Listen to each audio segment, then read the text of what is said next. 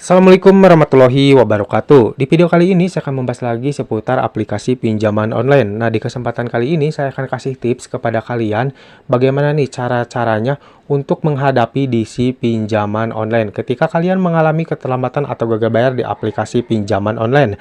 Hal ini penting buat kalian yang mungkin sekarang mengalami keterlambatan atau gagal bayar di aplikasi pinjaman online agar kalian tidak merasa takut lagi, kalian tidak mudah ditakut-takuti lagi oleh DC pinjaman online ya. Jadi ada hal-hal yang perlu kalian lakukan ketika kalian mengalami keterlambatan atau gagal bayar di aplikasi pinjaman online. Dan berikut adalah tips-tips menghadapi DC pinjaman online ketika kalian mengalami keterlambatan atau gagal bayar.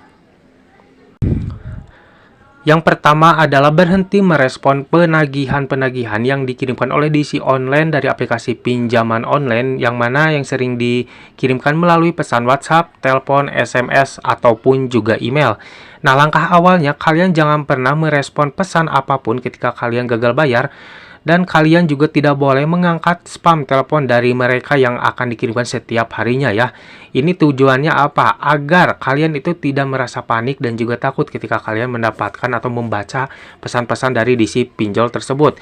Nah, hal ini juga penting ya ketika kalian tidak meresponnya. Tentunya ini juga untuk memberhentikan teroran tersebut atau penagihan tersebut di kemudian harinya. Karena jikalau kalian merespon pengiriman pesan WhatsApp dari mereka, tentunya ini akan berkelanjutan ya, karena kalian pastinya akan masuk dalam daftar nasabah prioritas yang mana mereka akan memprioritaskan penagihannya kepada nasabah-nasabah yang memang selalu merespon. Jadi angka baiknya kalian jangan pernah merespon apapun ketika kalian mendapatkan penagihan dari DC online.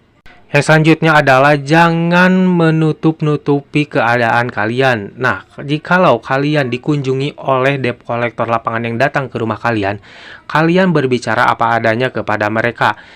Ceritakan semua kendala kalian dan penyebab-penyebab kalian mengalami keterlambatan atau gagal bayar di aplikasi pinjaman online tersebut. Jadi jangan ada yang ditutup-tutupi ya, kalian bicarakan aja semuanya kepada mereka. Bicarakan saja kalau memang kalian itu tidak sanggup lagi untuk membayar ya di aplikasi pinjaman online tersebut. Kalau mereka memaksa untuk membayar, kalian jangan pernah memaksakan untuk membayar. Apalagi kalian sampai meminjam ke saudara atau mungkin ke teman untuk membayar tagihan kalian ya. Itu justru akan membuat Anda semakin pusing untuk kedepannya ya. Jadi kalau memang sudah tidak sanggup, kalian sudah stop, jangan membayar saja dan berbicara apa adanya kepada debt collector lapangan yang datang ke rumah kalian.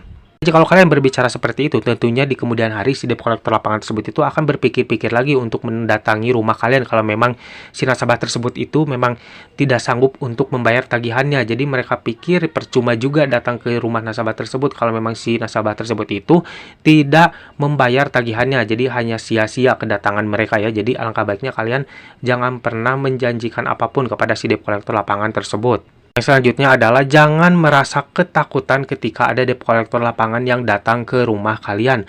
Kalian jangan pernah terlihat takut, jangan pernah terlihat panik ketika dikunjungi oleh debt collector lapangan. Karena jikalau kalian terlihat takut dan kepanikan ketika dikunjungi oleh debt collector lapangan, tentunya itu adalah suatu kesempatan baik bagi mereka yang mana mereka akan menggertak kalian secara langsung ya.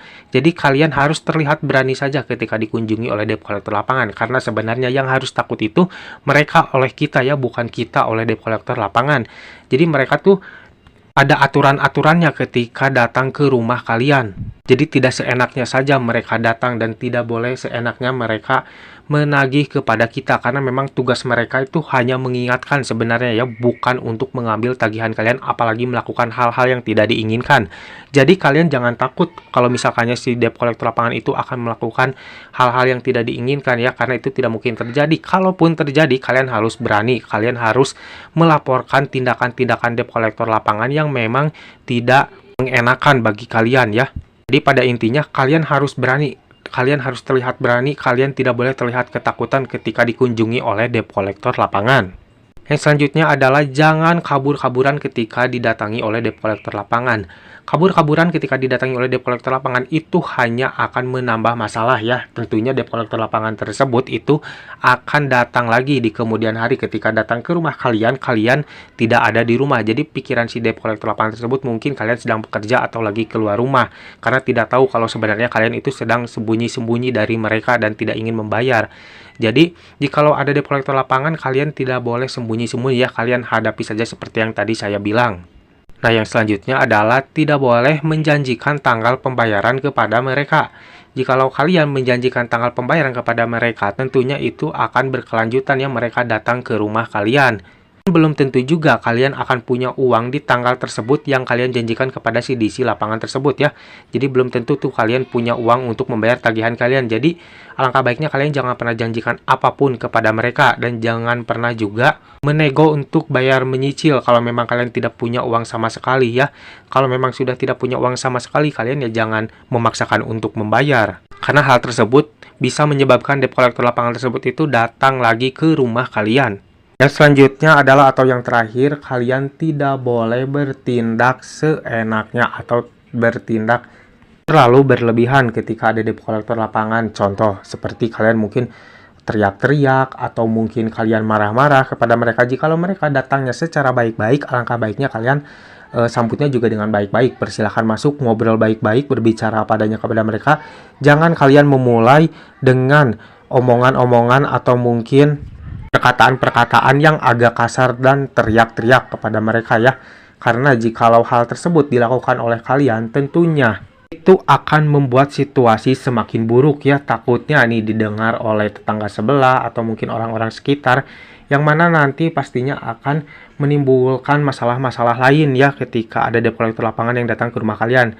Jadi ketika ada debt collector lapangan yang datang ke rumah kalian secara baik-baik, kalian sambut dengan baik-baik juga. Jangan berbicara lalu kasar, jangan teriak-teriak. Kalian bawa santai saja. Kecuali jikalau memang si debt collector lapangan itu datang-datang tiba-tiba teriak kepada kalian, tiba-tiba mengeluarkan kata-kata yang memang tidak mengenakan. Nah, kalian wajib untuk mengusir mereka. Kalian itu sebagai tuan rumah, jadi kalian punya hak untuk tidak menerima tamu yang berperilaku tidak sopan.